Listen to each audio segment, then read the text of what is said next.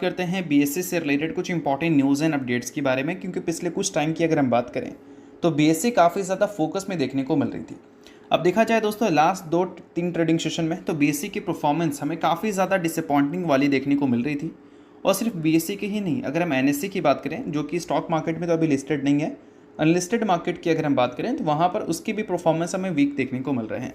तो ultimately Jain state scandal के बाद जो एफएनओ सेगमेंट के वॉल्यूम्स में गिरावट देखने को मिली है और उसको लेकर एक बड़ा कंसर्न जब से क्रिएट हुआ है, तब से लेकर अब तक बीएससी और एनएससी के जो इन्वेस्टर्स हैं उनके 1.4 लाख करोड़ बोल सकते हैं लॉस में जा चुके हैं। यानी कि बोल सकते हैं कि इन दोनों कंपनी का जो कंबाइंड मार्केट शेयर है, मार्केट कैप है, उस मार्केट कैप में 1.4 लाख करोड़ का गिरावट हमें देखने को मिल रही है।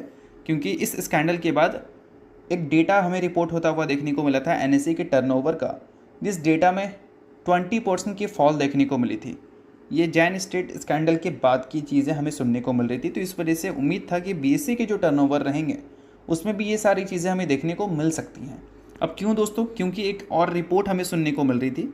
रिपोर्ट लास्ट डे पब्लिश हुआ था, मतलब लास्ट ट्रेडिंग सेशन जब बीएससी पीटी थी तो उस दिन ये रिपोर्ट पब्लिश हुआ था। रिपोर्ट में ये मेंशन था कि सेबी जो है वो बेसिकली जैन स्टेट का जो स्कैंडल हमें देखने को मिला था बैंक निफ्टी में, उसको और भी ज़्यादा आइडेंटिफाई करेगी और अब सेंसेक्स के ऑप्शन में भी जाएगी। अब देखो दोस्तों, निफ्टी बैंक या बैंक निफ्टी की हम बात करें तो वो एनएससी का पार्ट है और सेंसेक्स की बात करें तो वो बीएससी का पार्ट है।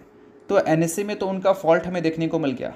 अब वो जांच जैन स्टेट को लेकर बीएससी में भी अगर करेंगे, यानी कि सेंसेक्स के ऑप्शंस में भी करेंगे और वहाँ पर भी कुछ चीज़ें अगर पकड़ गई, तो उस केस में क्या है कि यहाँ पर भी एक बड़े कंसर्न क्रिएट हो सकते हैं, एक बड़े टर्नओवर की गिरावट का।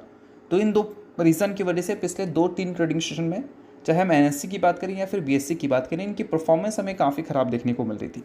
अब दोस्तों, ये सारी चीज़ों के बाद एक न्यूज़ हमें सुनने को मिल रही है। न्यूज़ देखा जाए तो ऑफिशियल है।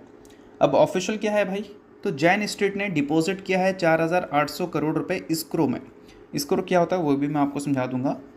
और सेबी से रिक्वेस्ट किया है कि उनके ऊपर जितने भी रिस्ट्रिक्शंस लगे हैं, देखा जाए तो उन्होंने बैन ही कर दिया है, बट बैन को हटाकर कुछ रिस्ट्रिक्शंस लगाकर और कुछ रिस्ट्रिक्शंस हटाकर उनको वापस से इंडियन मार्केट में ट्रेड करने का मौका दे। अब एग्जैक्ट चीज़ें हैं क्या, वो मैं आपको समझा देता हूँ। तो देखो, जैन स्टेट को बैन कर दिया है सेबी ने, आप सभी को पता है। अब बैन को हटाने के लिए जैन स्टेट ने एक तरह से बोल सकते हैं कि पेनल्टी भरा है 4,800 करोड़, जो कि सेबी के पास अभी गया नहीं है, इस्क्रो के पास है। इस्क्रो का मतलब बोल सकते हैं एक थर्ड पार्टी है, वो थर्ड पार्टी के पास ये पैसा रहेगा। सेबी और जैन स्टेट के बीच में नेगोशिएशन होगी। नेगोशिएशन में अगर जैन स्टेट का जो भी पॉइंट है वो अगर सेबी मान लेती है तो 4,800 करोड़ रुपए सेबी रख लेगी, और नहीं मानती है तो 4,800 करोड़ रुपए वापस से जैन स्टेट ही रख लेगी।